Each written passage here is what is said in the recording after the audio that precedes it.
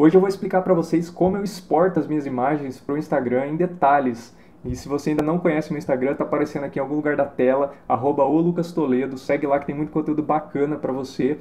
Então, se você quiser aprender como eu exporto os meus posts, bora lá.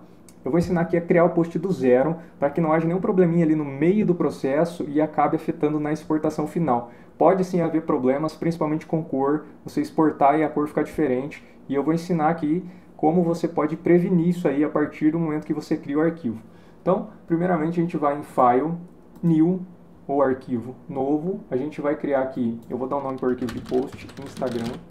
A gente vai trabalhar aqui com 1080 por 1080, mas você pode trabalhar também com 1080 por 1350. O último arquivo que eu criei foi 1350, mas no caso aqui vai ser 1080. A gente está trabalhando em pixels, a orientação não vai afetar em nada porque é quadrado, é 1 por 1. Eu não vou trabalhar com artboards e eu vou trabalhar aqui com a resolução de 72 dpi, tá? Pixels por inch aqui. O modo de cor RGB, 8 bits.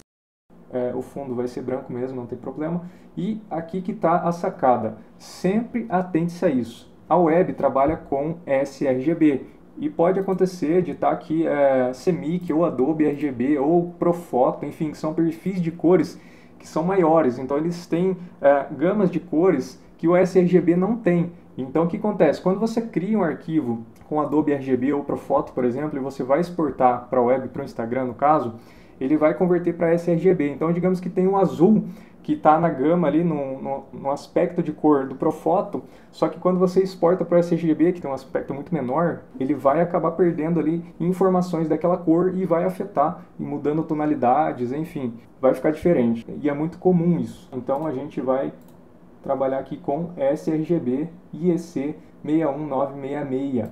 O aspect ratio aqui a gente deixa square pixels. Clicamos em criar, beleza, a gente já tem artport, agora a gente pode trabalhar, criar arte, enfim, trabalhar a parte criativa. Para adiantar, eu já vou utilizar esse post que eu já publiquei, inclusive, ele já está pronto, enfim, está no mesmo tamanho, na mesma configuração, um perfil de cor, enfim, que eu mostrei no começo. E agora a gente vai exportar ele para o Instagram. Então a gente vai em File, Export, Save for Web, ou salvar para web. Arquivo, exportar, salvar para web. Cliquei aqui, ou Ctrl Alt Shift S. Ele vai abrir essa janelinha aqui pra gente. Eu vou colocar aqui para ele enquadrar a arte no tamanho da tela aqui. E aqui em preset a gente vai trazer PNG24. Se as suas configurações estiverem diferentes aqui, ele vai já trazer para o preset de PNG24, né? Então, PNG24, PNG24. A nossa imagem ela não tem transparência, então eu vou desabilitar isso aqui, é desnecessário. O Mate também eu não vou mexer.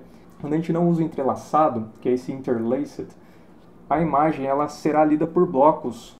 Quando a gente usa o entrelaçado, ela será lida de uma forma diferente. Eu vou mostrar aqui um exemplo para vocês. Estão vendo aí na tela agora uma imagem entrelaçada e uma imagem não entrelaçada.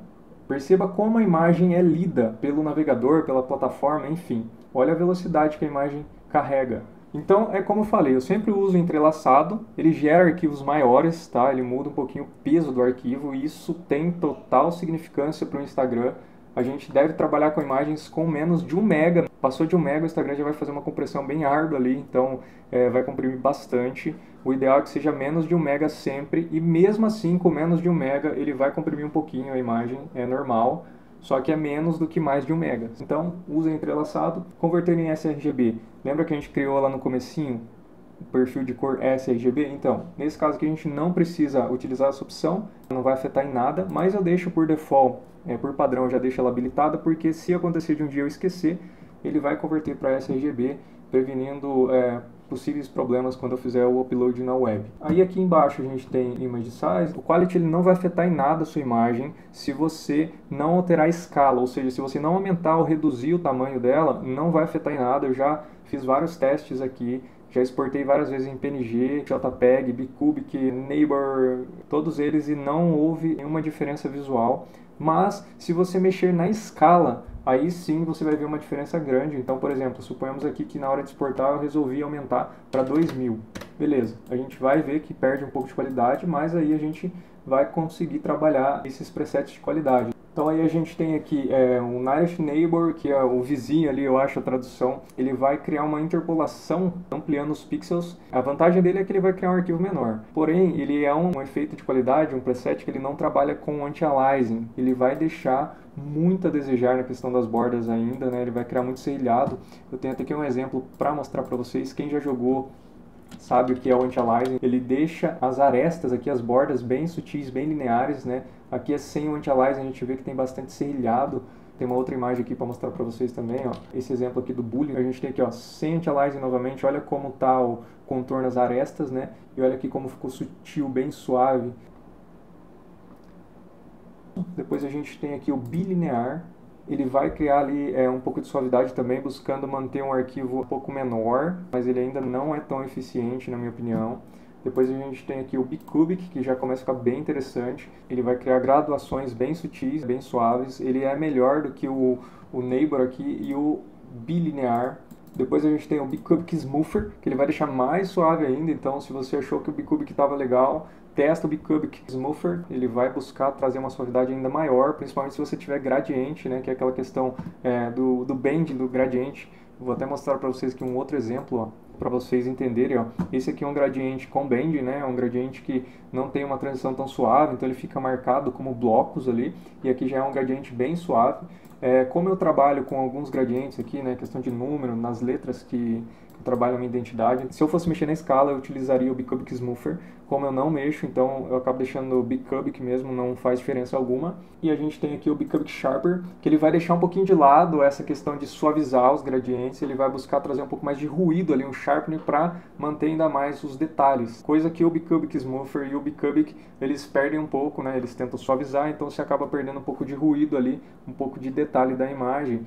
Mas ressaltando, se não for mexer na escala da imagem, for manter o mesmo tamanho do arquivo que você criou, não fará diferença alguma nisso aqui, tá? Vocês podem manter Bicubic Smoother, não vai impactar em nada no projeto, beleza? E aí, para finalizar, uma coisa que eu acho que vocês devem se atentar sempre é o tamanho do arquivo aqui, ó, PNG 24. 249K, isso aqui é excelente. Basicamente as minhas imagens são desse tamanho, 250, 300 ali, não passa disso, então a compressão é mínima. Fico muito satisfeito com o resultado. Você pode testar JPEG, já usei JPEG, houve uma compressão maior do que o PNG, então eu não recomendo. Eu sempre trabalho com PNG. E é isso, pessoal. Então, entrelaçado, a gente pode deixar o Convert to sRGB ativo, 1080 que é o tamanho. Não mexer no tamanho, não precisa mexer aqui na qualidade. A porcentagem de qualidade aqui 100%.